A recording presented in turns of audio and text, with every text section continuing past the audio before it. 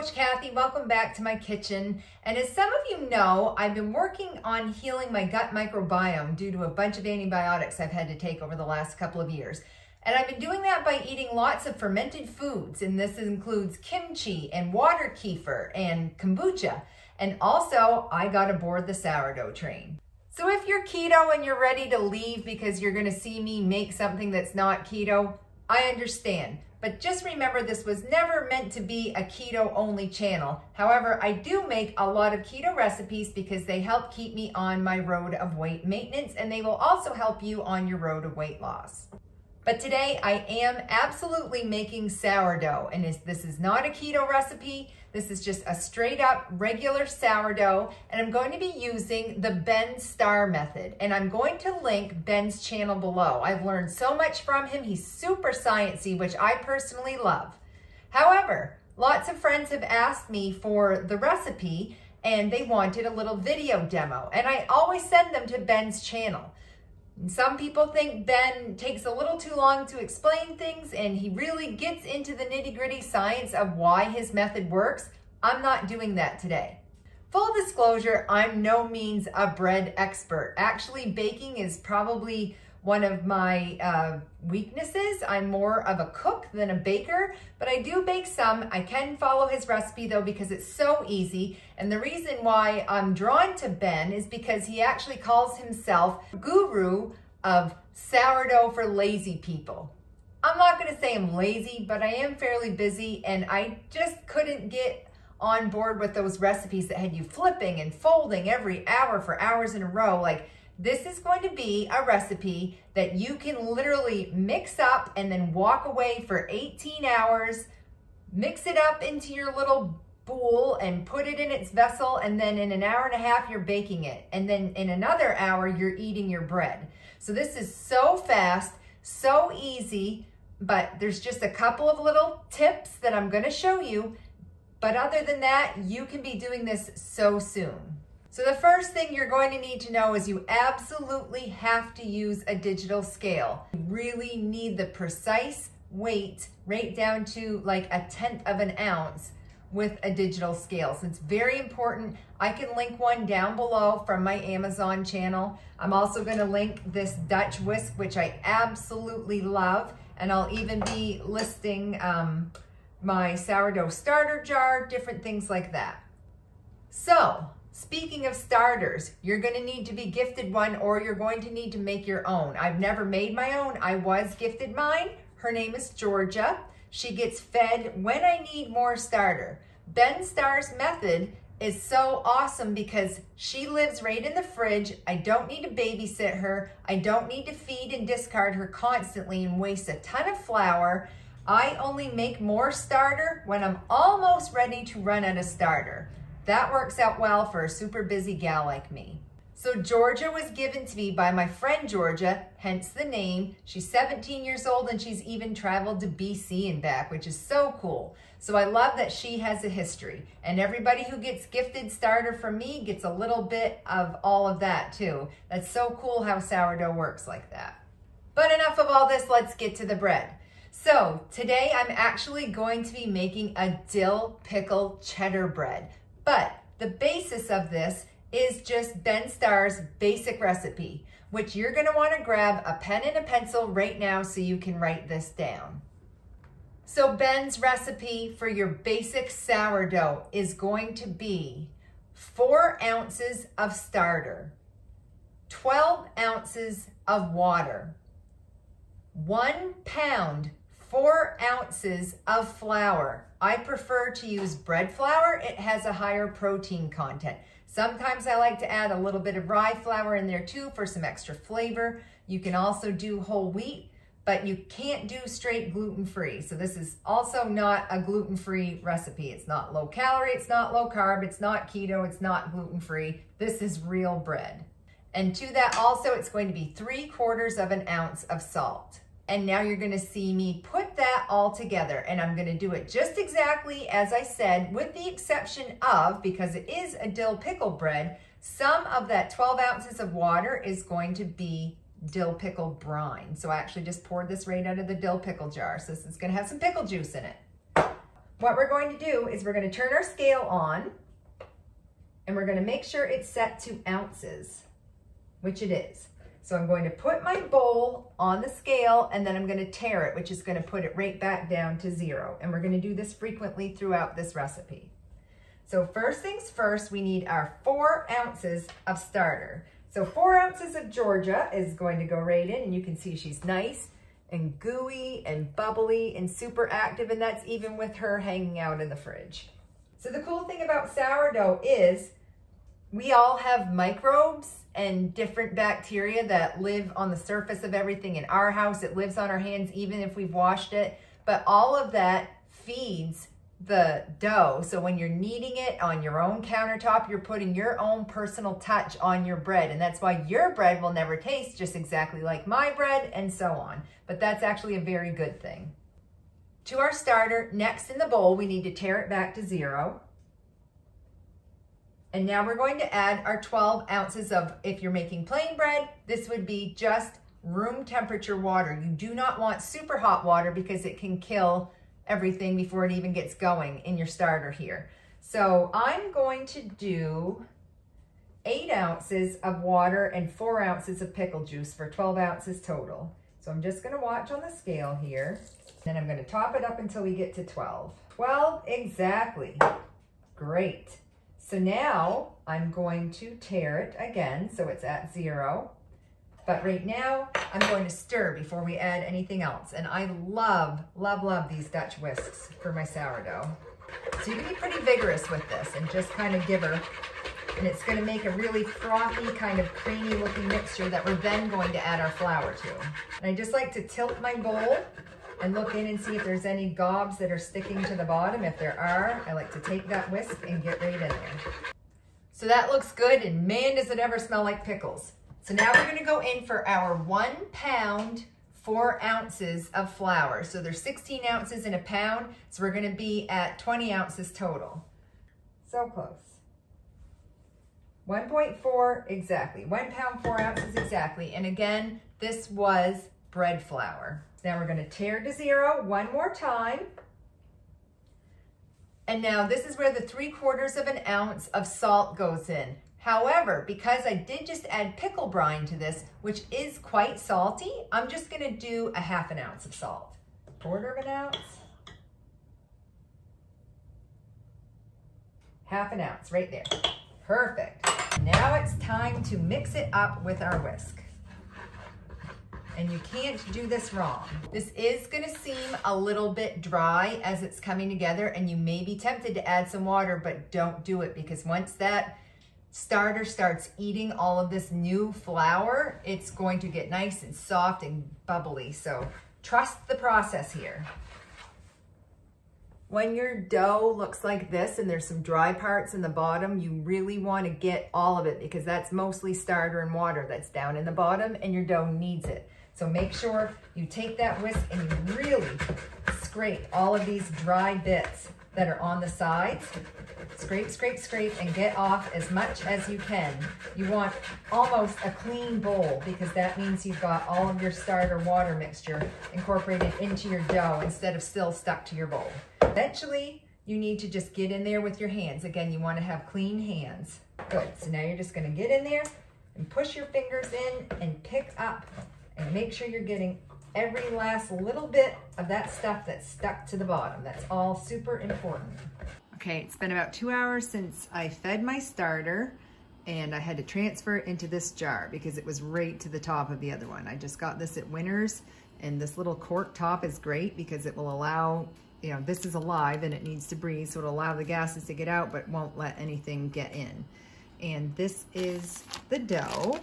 And like I said, after 2 hours, it's already starting to grow some, but this needs to keep going for quite a few hours. You know, this is going to sit here overnight, and this is the ledge. You can see it's right in the line of fire of my heat pump. So this is blowing like 73-degree air right on both of these. And now I'm just going to knead it into a nice little ball for probably a minute. You don't even need to do this, but it's just something that I do to make sure it's all incorporated. This is what your dough should look like. She's pretty dry. It really just feels like a very heavy, dense loaf right now. And that's the extent of the kneading. There's no flipping, there's no folding, there really is no kneading, and that's just something I personally do. I knead it for about a minute just to make sure everything's combined. So now it needs to do what's called the bulk ferment. And this is depending on the age of your starter, depending on the temperature of your house. This can happen in as little as 8 to 12 hours or as long as 16 to 18 hours. But you absolutely want this to at least double in size. If it's tripling in size, you've gone too long, and you can over ferment, which is going to make your dough extremely sour tasting. And I know it's sourdough and we want to have that quintessential sourdough flavor, but you can go too far and it's going to make your dough a little too loose and the bubbles a little too big. I would still cook it if you do end up overproofing, but if you're looking for that, better texture, you just want to be sure that it's doubled in size. So I like to do what Ben does, and that's do my bulk ferment in a Ziploc bag, because then I can absolutely see what the difference is. And so I keep reusing the same Ziploc bag. I just spray it with Pam so that it slides out easily tomorrow when we're ready to make our boule. But I just leave it in the fridge, so I'm gonna go grab that right now. So I got my bag out of the fridge. It's all sprayed with Pam still. And I'm just going to put my dilly dough, I don't want to call it a dildo, but a dilly dough, into, that's a joke in the bread community, the dill pickle dough is called a dildo. But anyways, I'm going to put it in the bag and just be aware of kind of how big it is. So it doesn't quite go to the edge this way, and it's about halfway out this way. So where this guy's gonna take a nap for the next 12 to 18 hours is right on my ledge, right here. And that is in a direct path of my heat pump. So as my heat pump's blowing its warm air, it's going to just kind of keep that dough nice and happy and warm. I've heard tell of people putting it in a bowl in the sun, in a window too, but if you do that, you need to make sure that there's no sunlight on the dough itself, and cover it with a tea towel. But I really like the Ziploc method. And actually the top of your fridge is a nice warm place too, because the heat from the vent from the back of the fridge kind of comes up and just heat rises. So that's a fairly safe place to do it too. And I'm in Canada and it's in the winter, and so, sometimes the home can be cold overnight, but never as long as it's in the path of my heat pump. So that's what I do. You don't want to put it too close to like a wood stove or something, because if it gets too warm, if you're getting like up in the 80s, then that can just mess things up. You want this in like the low 70s on the regular. So we're going to leave it there. And that's why it's so easy. And this is sourdough for lazy people, because I'm not going to touch this again until probably 10 or 11 o'clock tomorrow morning. And that's if it's risen and ready enough. It might even be a little longer, we'll see. But we'll come back tomorrow, and that's when we're actually gonna add chopped dill pickle, dried dill, and cheddar cheese, because it's a cheddar dill loaf. And if you're just doing regular bread, then you don't add anything, or you can add some caraway seeds. There's all kinds of inclusions. That's what's called when you add things in. You add your inclusions after the bulk ferment. And that's what we'll do tomorrow. So right now, this guy just needs to hang out and start eating all that new flour and burping it and producing all kinds of lovely gas and bubbles. And we'll see how it looks in the morning. So stay tuned.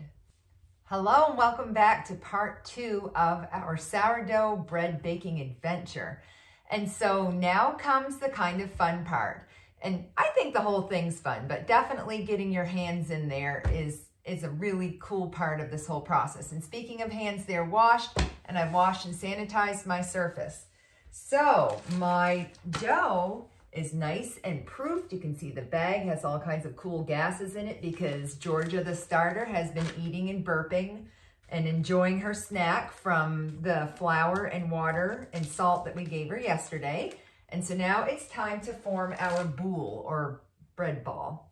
And this isn't really that hard.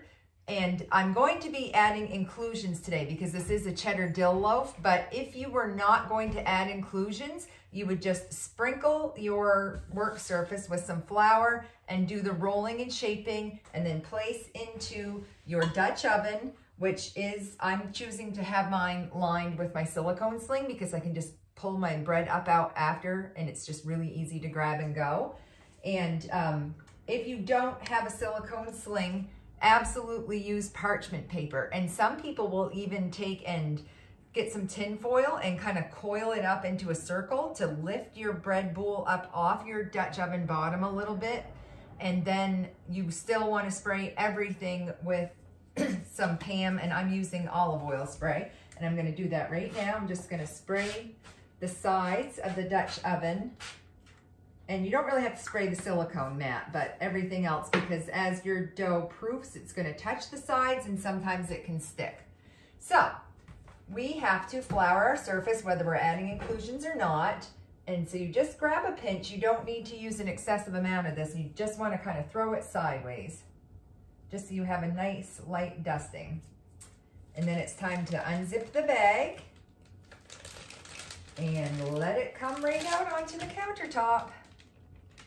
And this is why we put some of that olive oil spray in the bag before, and then this bag goes right back in the fridge and it's ready for me to use the very next time.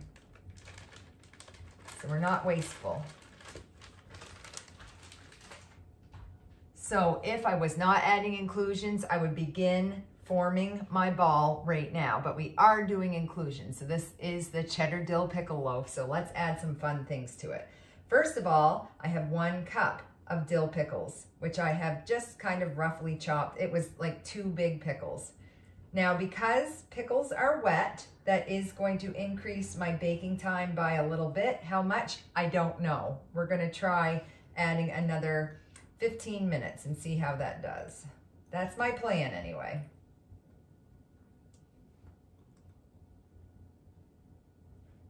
So that's 1 cup of chopped dill pickles, and then I'm gonna go ahead and add 1 cup of cheddar cheese too.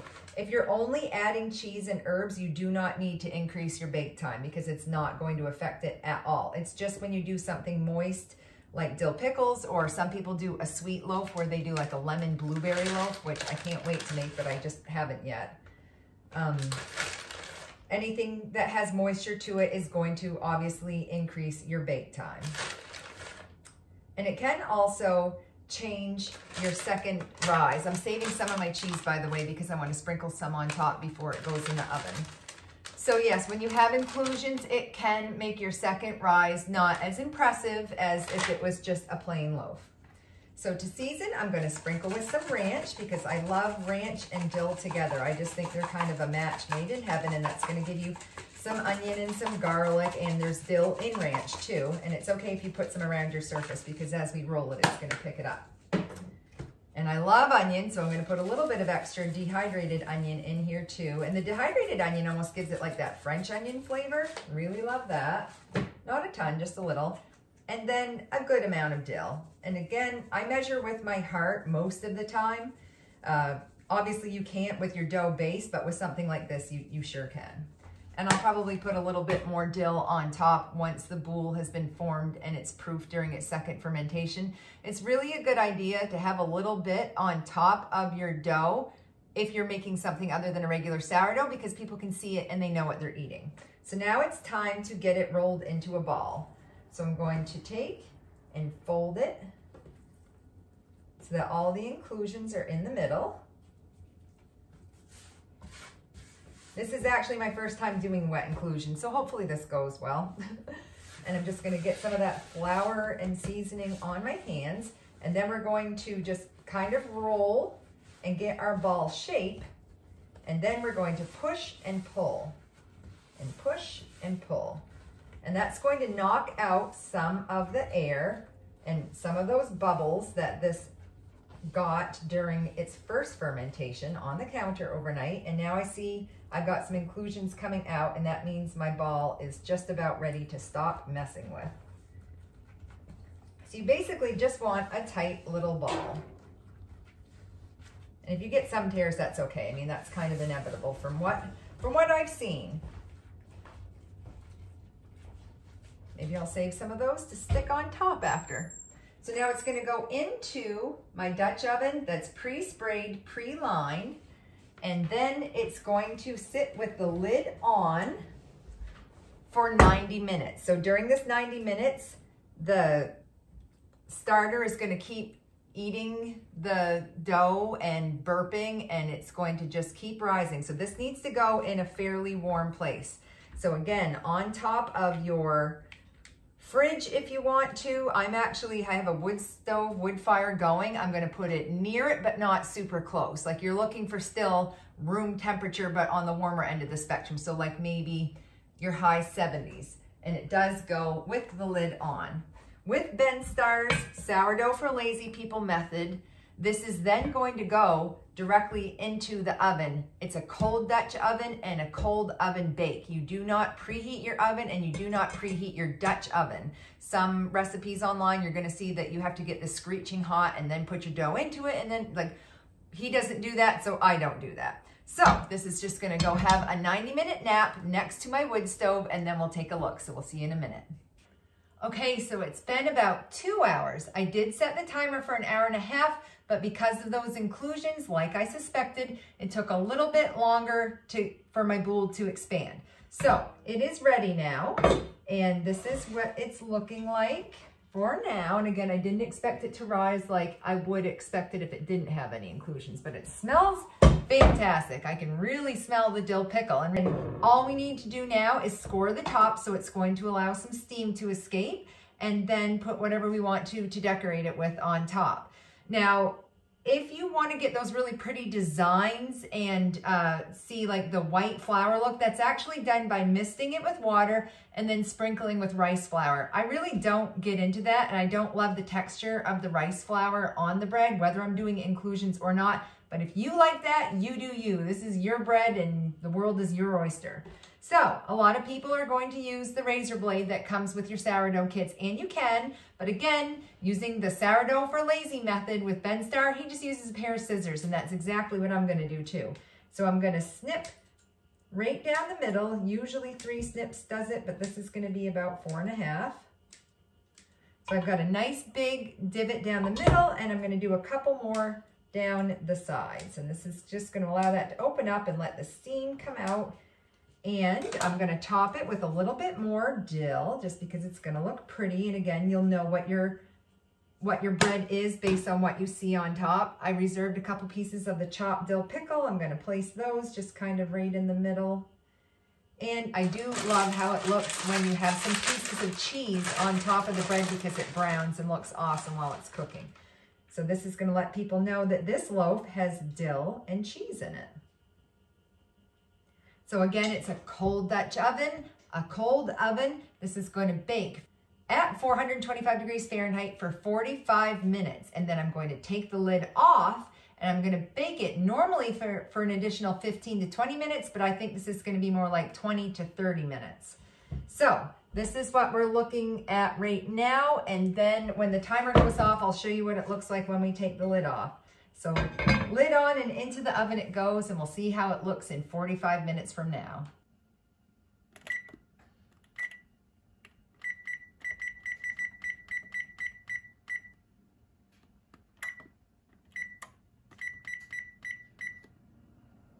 Okay, so my timer just went off. Let's see how it looks when we take the lid off. I'm excited. Ooh, stand back and let the steam come out. And then we'll bring it up. Come take a look. Come on. Ooh, baby, look at that gooey cheese. That looks amazing. Okay, I'm gonna go in for, I'm gonna do 20 more minutes. Let's try 20 minutes. Back in, uncovered, and we'll keep on trucking. Stay tuned. Okay, so the timer just went off. Oh my goodness, it looks amazing. Wow. Wow, so that was 20 minutes after the lid went off, and it is good and dark. Maybe I could have just stuck to the 15. But anyways, this is the cool part about having the sling, is that I can immediately just lift it out right now. And it comes right out. There we go. It is a little dark. I should have maybe stopped at 15, but live and learn, right? That looks fabulous. So now this is just, look at the pickle juice on my silicone mat. That's so cool. So now we're just gonna let this cool an hour, half hour minimum, but at least an hour I would say, because if you cut into it too soon, it's going to have the steam kind of just rush out and it will make your bread wet and gooey. And the moment we've all been waiting for, the crumb shot. So I just cut this in half and take a look. She looks beautiful. So it has those quintessential sourdough holes that we like to see, but not too many so that all your butter's gonna fall down through. But for the inclusions and everything, that's actually really decent. It's got a nice heft. It smells amazing, and actually between the onions and the cheese and the pickles, it kind of smells like a Big Mac. Maybe I should call this Big Mac bread. But regardless, I'm just gonna cut a little piece and we're gonna see how it tastes. It's actually not as crusty and well, burnt like I thought it was going to be based on the dark color. So, oh, it's just got a really great texture. Lots of pickles in there, lots of cheese. Let's give it a whirl. Here we go.